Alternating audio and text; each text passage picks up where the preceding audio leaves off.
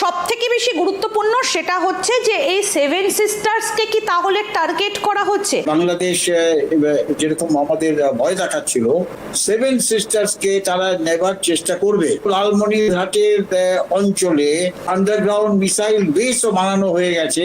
তারা পুরো Indian সাবকন্টিনেন্টকে target করে তাদের অ্যাক্টিভিটিস গুলো বাড়াচ্ছে। শুধু তাই না, তারা এখন চায়না থেকে latest fighter aircraft, 5th generation 24টা ফাইটার এয়ারক্রাফট। তার মানে তারা চেষ্টা করছে তাদের মিলিটারি মাইটকে বাড়াবার এগেইনস্ট ভারতবর্ষ। আসাম আমার, পশ্চিমবঙ্গ আমার, ত্রিপুরাও আমার, এগুলো ভারতের কবল থেকে ফিরে না পাওয়া পর্যন্ত বাংলাদেশের স্বাধীনতা ও মানচিত্র পূর্ণতা পাবে না। মাওলানা আব্দুল হামিদ খান ভাসানী। এবার হয়তো বাংলাদেশের মানচিত্র পূর্ণতা পাবার সময় হয়েছে। এতদিন শুধুমাত্র বাংলাদেশ থেকে দাবি তোলা হলেও এবার পশ্চিমবাংলার মিডিয়া প্রচার করছে সেভেন সিস্টার বাংলাদেশের হাতে তুলে দেওয়ার কাজ শুরু করেছে ইউএসএ, পাকিস্তান। ভারতের নিরাপত্তা বিশ্লেষক এবং মিডিয়ার নজরে এখন বাংলাদেশ। দিল্লির নীতি নির্ধারক ও প্রতিরক্ষা বিশেষজ্ঞরা মনে করছেন বাংলাদেশের যে সামরিক ও কৌশলগত পরিবর্তন আসছে তা ভারতের নিরাপত্তার জন্য বড় ধরনের উদ্বেগের কারণ। বাংলাদেশকে ভয় পাওয়া নিয়ে আর কি বলছে পশ্চিমবাংলার মিডিয়া, আসুন তা দেখি। অনুরোধ করছি ভিডিওটি শেষ পর্যন্ত দেখার জন্য, কেননা আজকের ভিডিওটি হতে যাচ্ছে বিডিটিউবের সেরা ভিডিওগুলোর মধ্যে একটি। তো চলুন কথা না বাড়িয়ে আজকের ভিডিও শুরু করা যাক। এখানে যেটা সব থেকে বেশি গুরুত্বপূর্ণ সেটা হচ্ছে যে এই সেভেন সিস্টার্সকে কি তাহলে টার্গেট করা হচ্ছে। সালতানাতে বাংলা একটা ম্যাপ কিন্তু ইতিমধ্যেই আমরা দেখিয়েছিলাম যে যখন বাংলাদেশের ভেতরে নানা রকম পরিস্থিতি সৃষ্টি হচ্ছিল তখন এই ম্যাপগুলো কিন্তু ভীষণভাবে সামনে উঠে এসেছিল। স্যার আমরাও এই বিষয়টা নিয়ে কথা বলেছি। এই যে সালতানাতে বাংলা এবং গজওয়াতুল হিন্দ একটা গোষ্ঠী ভীষণভাবে সক্রিয় হয়েছিল এবং সেভেন সিস্টার্সের দিকে তাদের নজরটা ছিল। বাংলাদেশের একটা টার্গেট ছিল, মানে বাংলাদেশ বলতে সেই সময় কিন্তু বাংলাদেশে তত্ত্বাবধায়ক সরকার ছিল এবং সেই সময়ে বেশ কিছু ম্যাপ সামনে এসেছিল যেখানে ভারতের সেভেন সিস্টার্সকে ঢুকিয়ে দেওয়ার একটা চক্রান্ত চলছিল। তাহলে কি এর মধ্যে কোনো রকম কোনো লিঙ্ক আপনি দেখতে পাচ্ছেন? হ্যাঁ, এর মধ্যে নিশ্চয়ই লিঙ্ক আছে। কারণ দেখো, right from the beginning Bangladesh কিন্তু যখন এই নতুন সরকার এলো তখন তারা এই সেভেন সিস্টার্সের ওপরে একটা নজর রেখে বলছিল তো আমাদের পার্ট অফ বাংলাদেশই হয়ে যাবে বা আমরা সেভেন সিস্টার্সকে নিয়ে নেব। এটার সঙ্গে একটা লিঙ্ক পাকিস্তান চায়। আমি এর মধ্যে পাকিস্তানকে কেন নিয়ে আসি, তার কারণ বাংলাদেশের পক্ষে একা ভারতবর্ষের বিরুদ্ধে এই ধরনের একটা চক্রান্ত করা সম্ভব না। বাংলাদেশ সবসময় চেষ্টা করবে যে এখানে তো পাকিস্তানের পুরো হাত। শুধু তাই না, তারা যে ছেলেগুলো ধরা পড়ছে তারা একটা অর্গানাইজেশন যেটাকে আল কায়দা ফর ইন্ডিয়ান সাবকন্টিনেন্ট বলে একটা অর্গানাইজেশন তারা সৃষ্টি করেছে অন সোশ্যাল সাইট, আল কায়দা ফর ইন্ডিয়ান সাবকন্টিনেন্ট। তার মানে তারা চেষ্টা করছে পুরো ভারতবর্ষের মধ্যে এই নেটওয়ার্কগুলোকে ছড়িয়ে দিয়ে আল কায়দার যে আইডিওলজি সেই আইডিওলজিগুলো নিয়ে এসে ভারতবর্ষকে একটা ডিস্টেবিলাইজ করে দেবে। আর বাংলাদেশ চাইছে যে এই ডিস্টেবিলিটি যদি হয়ে যায় সেই সুযোগে সেভেন সিস্টার্সকে তারা নেবার চেষ্টা করবে, যেটা তারা একটা স্বপ্ন দেখছে। শুধু তাই না, দেখো লালমনিরহাট যেটা অত্যন্ত গুরুত্বপূর্ণ একটা জায়গা অফ লেট। দেখো তোমাদের প্রোগ্রামে আমি বলেছিলাম হয়তো লালমনিরহাটের অঞ্চলে আন্ডারগ্রাউন্ড মিসাইল সিস্টেম বা আন্ডারগ্রাউন্ড মিসাইল বেসও বানানো হয়ে গেছে with the help of Pakistan and China.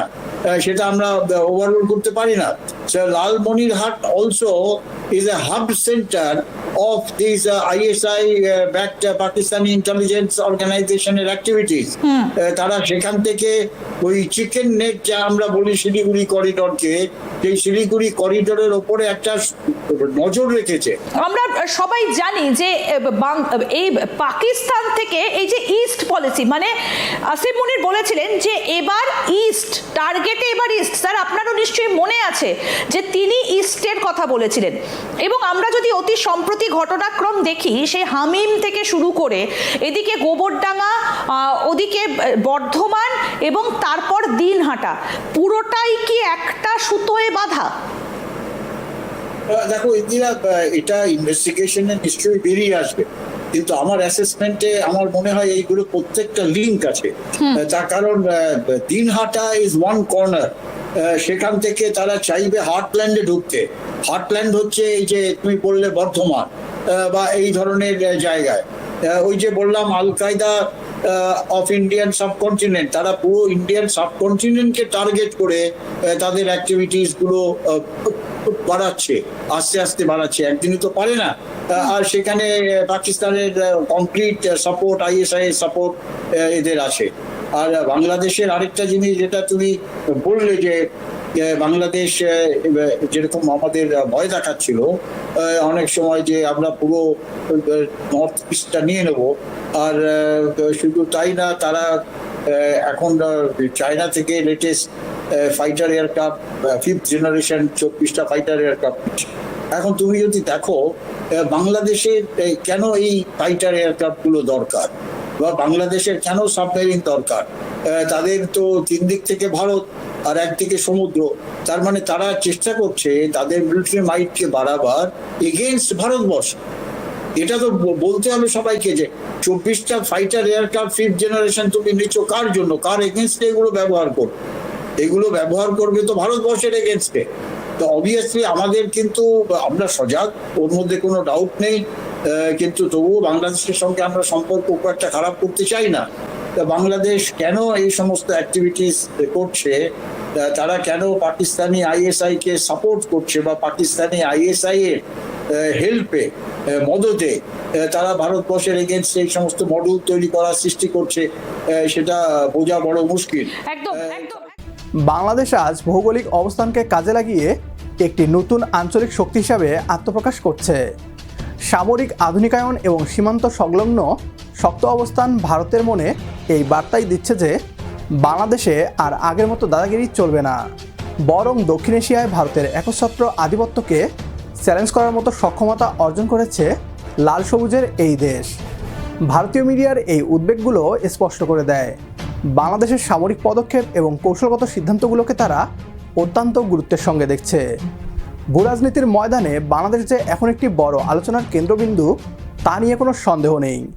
সবশেষে পশ্চিমবাংলার মিডিয়াকে স্পষ্ট করে বলতে চাই, পশ্চিমবঙ্গ, আসাম ও ত্রিপুরা সহ উত্তর পূর্বের 7 রাজ্যকে বাংলাদেশের সাথে যুক্ত করে আমরা আমাদের মানচিত্রকে পূর্ণতা এনে দিব, সেটা আজ হোক কিংবা কাল। আমাদের সাথে একমত হলে কমেন্ট বক্সে ইয়েস লিখে জানিয়ে দিন আমাদের, সেই সাথে ভিডিও শেয়ার করে দেখার সুযোগ করে দিন আপনার বন্ধুদের। পরবর্তী ভিডিও দেখার আমন্ত্রণ জানিয়ে বিদায় নিচ্ছি আজ। আল্লাহ হাফেজ।